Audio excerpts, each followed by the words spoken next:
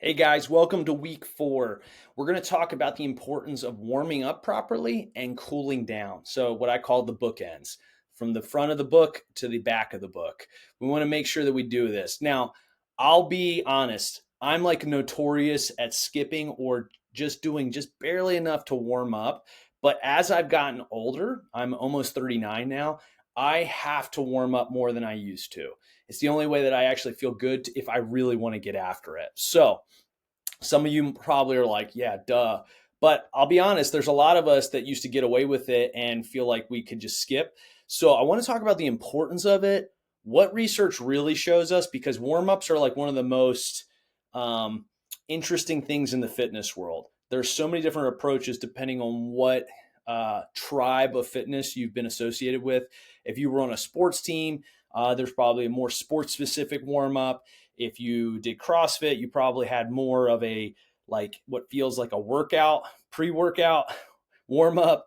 If you come from like a gymnast background, you probably did a little bit more active stretching and isometrics. So it depends on the sport, but how do we actually prep for workouts like we're doing in Revived Athlete? So let's jump in. Why warming up matters. Here's what the research shows, right? One of the biggest myths, and a lot of you probably know this, but we're going to make sure that we help put this one to bed, is that static stretching before training is very outdated, right? This is typically like your yoga stretches or things that are going to be long holds.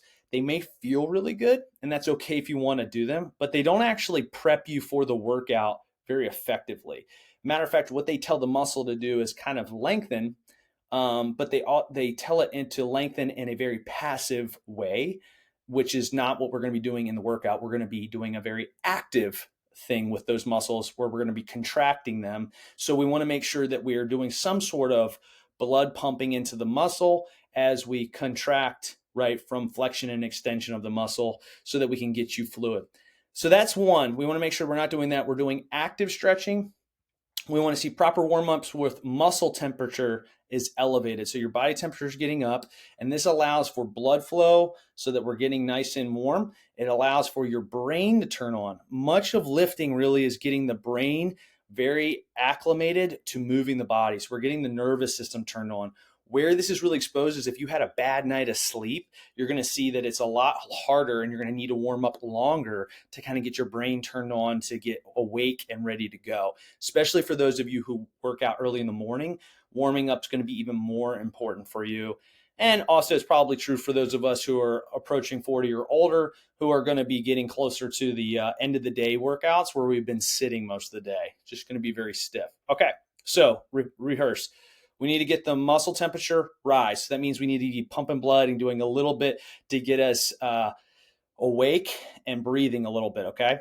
We also want to increase what's called the synovial fluid in our joints, and this stimulates what's called proprioception. Those are really fancy words for basically saying we're getting our balance turned on, right? So we can move with control and not stiffness. In other words, I like to think of it in the brain from the nervous system. So if the nervous system's king of our body, right, and the gut is the queen of our body, we really want to think about we're shutting down our gut, we're getting the nervous system to take over for the workout because that's where it thrives, and we're trying to pump blood through the body to kind of warm it up. All right, so what does that look like? Movement prep will be like things like you'll see bear crawls, Cossack squats. You'll see some mobility drills. We like to do a lot of CARs, controlled articular rotation. We'll see a lot of like glute work as we're trying to activate those muscles. And then you'll see some heart rate elevation things like I might have you do a 50-meter shuttle run or jump rope, or have you do some jumping jacks or things like that, or lots of air squats just to get your heart rate up a little bit, okay? Now, let's move into the cool down. Cool down is one of those things where it's like, man, I just finished. I got to get out of here, right? We're Americans. We tend to be very, very fixated on time management and getting as much done as we can, probably because we just idolize too much of productivity. Hey, I'm one of you, so I'm judging myself too. But that being said, don't skip the cool down. This is going to really help you with what's called DOMS, delayed onset movement soreness.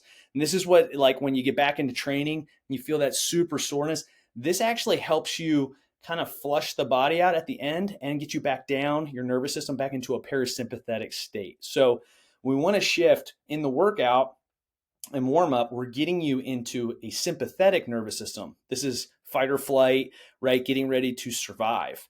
Afterwards, we want to get into parasympathetic as fast as possible. And just like landing a plane, right, doesn't go a nosedive and then you're out. It's a slow, gradual landing and then slowing down.